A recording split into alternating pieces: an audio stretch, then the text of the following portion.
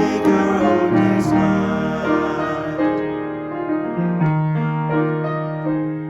For needs which others serve, for services we give, for work and its rewards, for hours of rest and love, we come with praise and thanks. For all that is alive, for sorrow we must bear, for failures, pain and loss, for each new thing we learn, for fearful hours that pass, we come with praise and thanks. For all that is alive.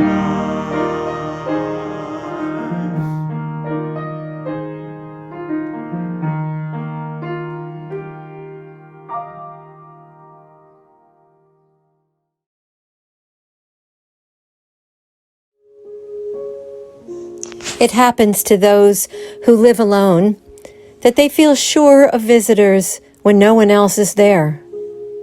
Until the one day and one particular hour working in the quiet garden when they realize at once that all along they have been an invitation to everything and every kind of trouble, and that life happens by to those who inhabit silence, like the bees visiting the tall mallow on their legs of gold, or the wasps going from door to door in the tall forest of the daisies. I have my freedom today because nothing really happened and nobody came to see me. Only the slow growing of the garden in the summer heat and the silence of that unborn life making itself known at my desk, my hands still dark with the crumbling soil as I write and watch the first lines of a new poem like flowers of scarlet fire coming to fullness in a new light.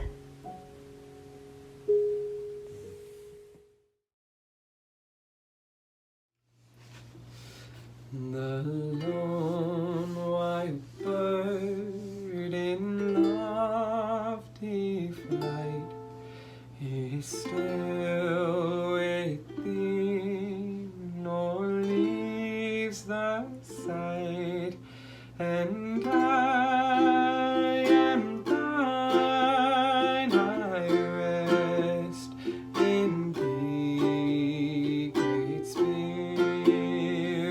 come and rest in me.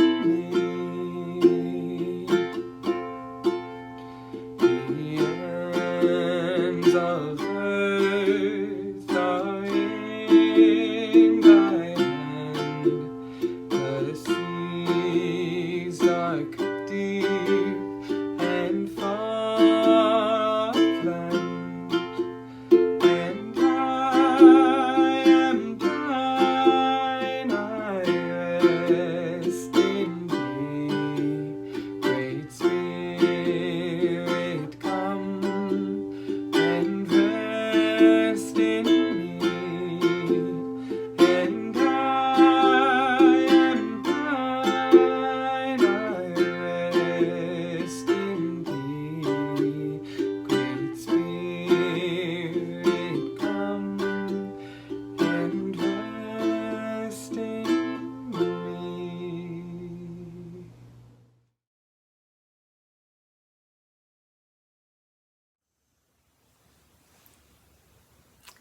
The island is 10 miles off the coast of New Hampshire.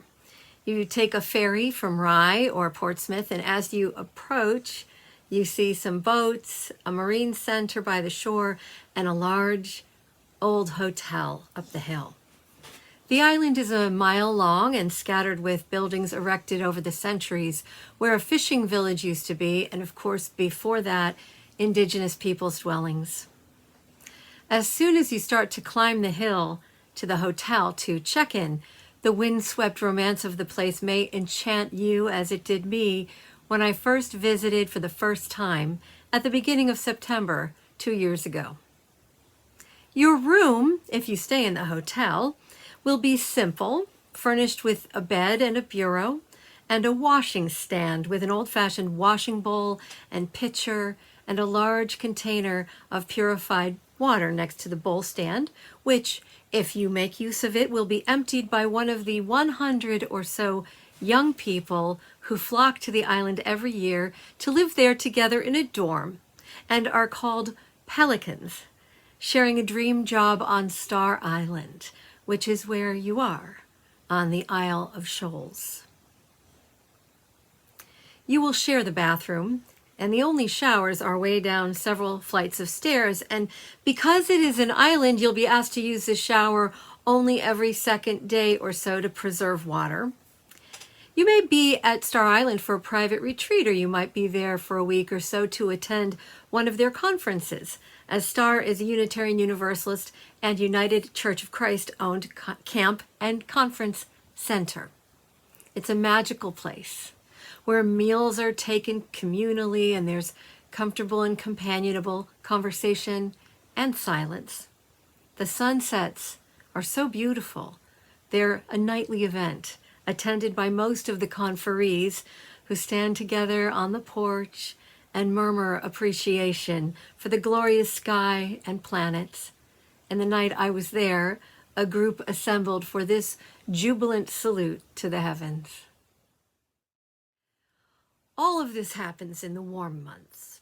By September, the island closes for conferences and business and prepares to winter over, bracing itself for the storms and whipping winds and long, long nights.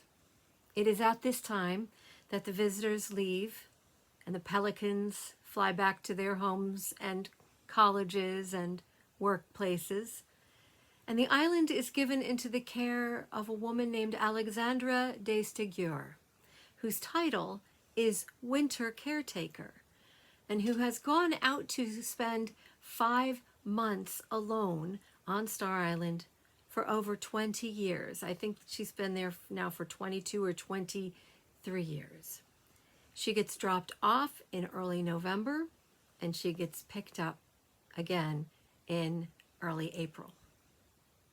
I first introduced you to Alexandra Destiguier, who is also an artist, a photographer, 2 years ago in a sermon. Well, we all have a very different relationship to solitude and isolation right now, so I wanted to bring her back into our thoughts. Here she is during an interview, talking about her sense of vocation in her job on Star Island. She says, "The solitude and beauty of the 9 deserted islands is especially appealing to me, with its rocky, windswept, often harsh environment where nature and its forces dominate. There, the rule that humans are only as significant as any other living inhabitant is more apparent. I'm drawn to places that speak of this. They are getting increasingly hard to find in this crowded, hectic, modern, safe environment in which most of us live." That's from a short documentary about Alexandra called Winter's Watch. It's about 14 minutes long, and you can find it on YouTube. In response to a question that I'm sure she gets asked all the time about the danger she willingly puts herself into year after year, being essentially marooned for months out on the Isle of Shoals, she says, "You have to be at peace with the fact that something might happen and you might not make it through." I thought a lot about Alexandra Destiguier coming off the island last year right into a pandemic. She has become for me kind of the patron saint of limitation and isolation. Alexandra and other artists and naturalists who have embraced the creative potential of solitude and paying close attention to a very limited geographic location have wisdom for all of us. And I include in that category of artists hermits and monks and anchorites who are artists of the spiritual life. If nothing else, the work of these people is a record of how keeping very limited human company and paying deep attention to one location can yield beautiful art and literature. There are several comments on the YouTube page where Winter's Watch is posted that definitely don't get this. And they suggest that Alexandra has psychological problems because she looks forward to her long winter sojourn with gratitude and anticipation every year. Many people even worried that she was risking insanity by being alone for such a long time. Some of these people referenced the very, very popular horror film, The Shining, which you may recall is Stephen King's story about an author and his wife and family who go off so he can get work done in a very remote hotel in the middle of the winter. We call this projection, when someone takes their own inner struggles or fears or neuroses and puts them onto someone else. It goes like this: well, I couldn't do this, so therefore there must be something wrong with her, no matter how much she explains why she's fine with it. I wonder how those same commenters are doing now. I wonder how, if they cling adamantly to the belief that being alone for a long time causes insanity, they are coping with social distancing. What we tell ourselves is true can be a self-fulfilling prophecy. The inner dialogue we conduct with ourselves about how well we are doing or how well we can cope with a difficult time has real bearing on how we will do. We know that isolation causes a failure to thrive in infants and the elderly. We know that it's difficult for anybody at any age. We are social animals. We also know that there are happy and contented hermits, monastics, and solitary folk like Alexandra Destigure, and we can and should trust and respect them when they say, I live like this all the time, and I love it. It is a rich and soulful existence.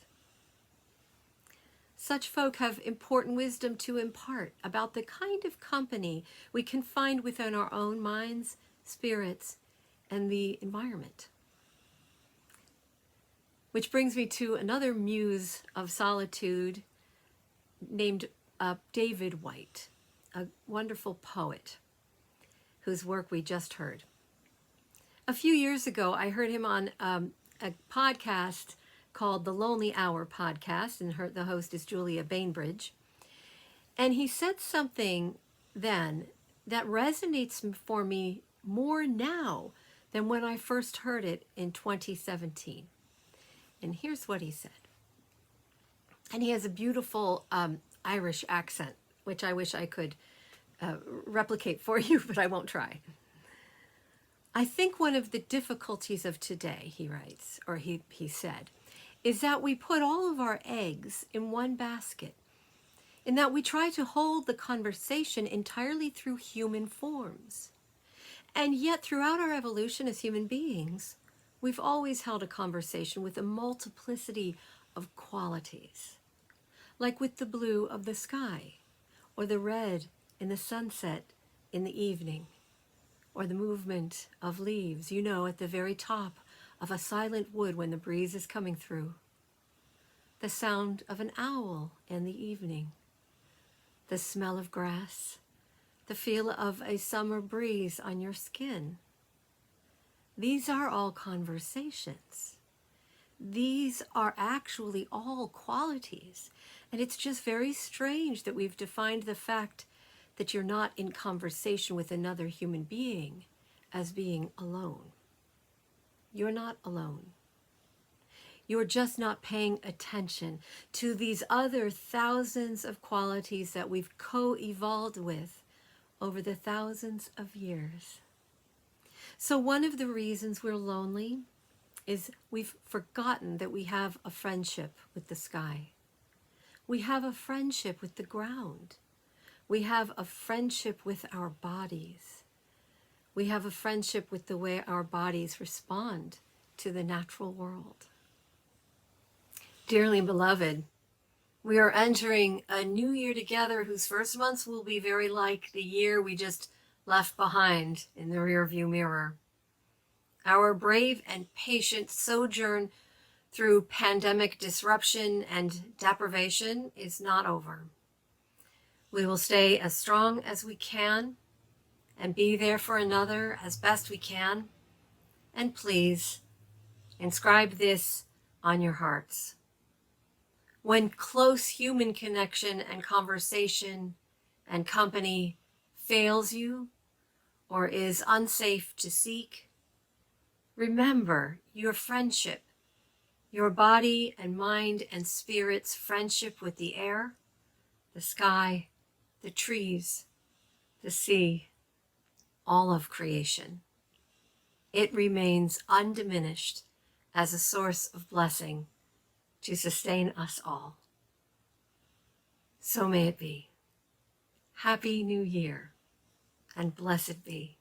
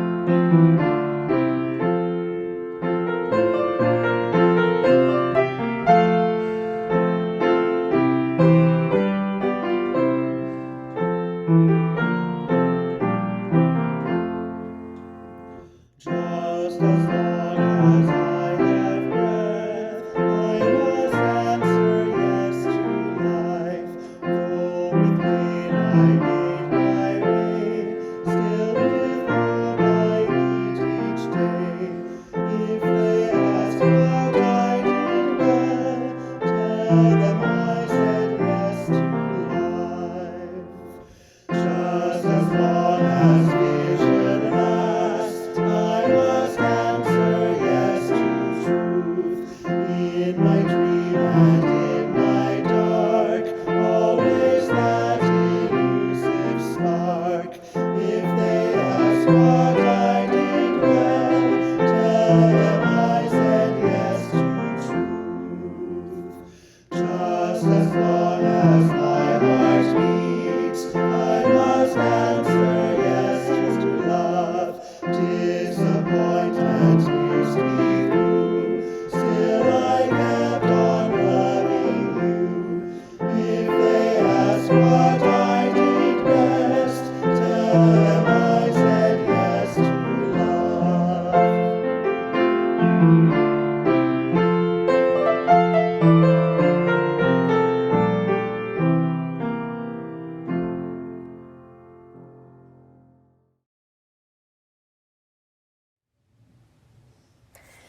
You do not have to be good You do not have to walk on your knees for 100 miles through the desert repenting.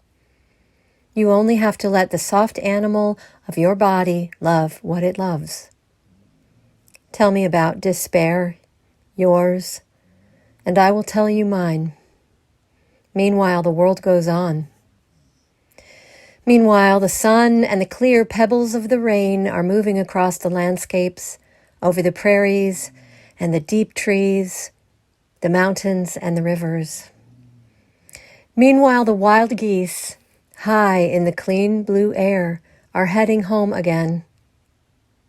Whoever you are, no matter how lonely, the world offers itself to your imagination, calls to you like the wild geese, harsh and exciting, over and over, announcing your place in the family of things.